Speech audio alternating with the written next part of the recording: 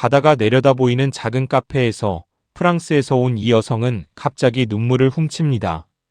여행을 시작한 지 겨우 이틀째, 대체 무엇이 그녀를 울린 걸까요?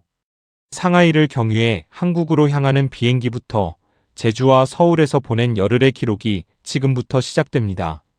서울에 2년째 살고 있는 오빠 레오를 만나러 온 프랑스 여성의 브이로그를 재구성했습니다. 아침 9시 23분, 그녀는 상하이 공항에 있습니다. 서울행 비행기까지는 2시간 정도 남았는데요. 비행기 안에서 6시간을 자고 온 덕분인지 시차는 크게 느껴지지 않는다고 말합니다. 공항이 워낙 넓다 보니 딱히 뭘 살 것도 아니면서 그냥 매장들을 둘러보기로 합니다. 2시간을 가만히 앉아 기다리느니 걸어다니는 편이 낫다는 판단인데요. 집에서는 다음날 제주로 넘어갈 짐을 미리 챙겨두는 모습도 잠깐 스쳐 지나갑니다. 제주에서의 첫날, 그녀는 이름 모를 산이 보이는 해변으로 향합니다. 오빠의 운전을 믿고 조수석에 앉았지만 정작 자신은 아직 좌우 방향도 헷갈린다고 웃으며 말하는데요. 호텔에 짐을 푼 건 오후 4시, 그리고 곧바로 식사를 하러 나갔다가 근처의 큰 산을 구경하러 갔습니다. 이름은 끝내 알아내지 못했지만 풍경만큼은 무척 아름다웠다고 하는데요. 해변에서는 조개 껍데기를 잔뜩 주었고 편의점에서 산 아이스티 한 잔도 인상 깊었던 모양입니다. 얼음 가득한 컵에 티백을 우려 마시는 방식이 신기하면서도 생각보다 많이 달다는 감상을 남깁니다. 밤에는 숙소에서 매운 라면을 끼니로 때우는데 서툰 젓가락질로 애를 먹으면서도 조금씩 요령이 붙는 모습이 보입니다. 둘째 날에는 바다가 정면으로 보이는 아주 작고 예쁜 카페를 찾아갑니다. 점심으로는 살라미와 버섯이 올라간 피자, 그리고 치즈를 채운 도우의 바닐라, 아이스크림과 과일을 얹은 디저트를 먹었는데요. 카페 창밖으로 펼쳐진 풍경을 바라보던 그녀는 문득 카메라 앞에서 눈물을 보입니다. 겨우 이틀 머물렀을 뿐인데 이런 풍경 앞에 있다는 사실 자체가 믿기지 않는다는 소박하지만 솔직한 이유였습니다. On est dans un café vraiment trop mignon, c'est trop beau, juste en face de la mer. Et pour ce midi, on a mangé dans un petit restaurant, on a mangé une pizza au salami et aux champignons. Une deuxième chose, c'était comme une pâte à pizza fourrée au fromage avec de la glace à la vanille et des fruits, c'était trop bon.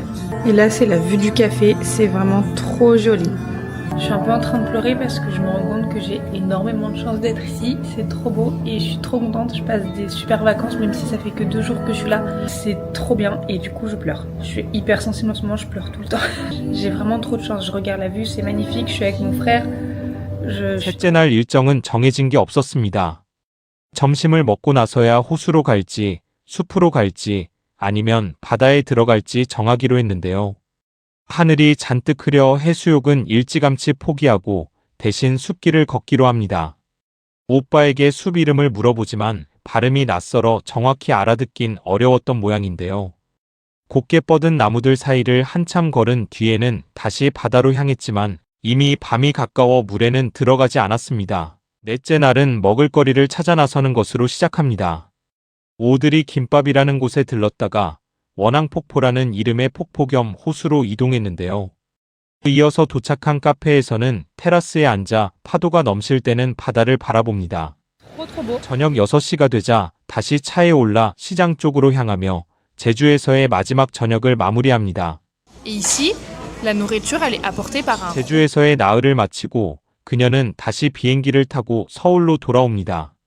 명동의 한만두 맛집에서 칼국수와 만두, 비빔국수를 시켰는데 3가지를 합쳐도 37,000원, 우리 돈으로 20유로가 채 안 되는 가격이었습니다. 음식을 기다리는 동안 그녀의 눈에 들어온 건 다름 아닌 서빙 로봇이었는데요. 식사를 마친 뒤에는 피부 진단을 받으러 가겠다는 계획도 짧게 언급됩니다. 저녁 8시 숙소인 오빠의 집에 돌아온 그녀는 오빠가 일하는 동안 혼자 동네를 걸어보기로 합니다. 다이소와 올리브영, 유니클로까지 들를 계획을 세우지만 정작 가장 신경 쓰는 건 길을 잃지 않는 것이었는데요. 지도를 보며 헤매던 끝에 올리브영 매장을 발견하고는 안도한 얼굴로 매장 안을 둘러보러 들어갑니다.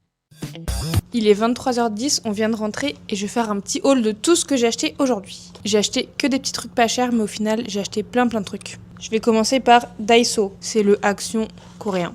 J'ai acheté des powerlifting pad. Ça m'a coûté environ 3 euros.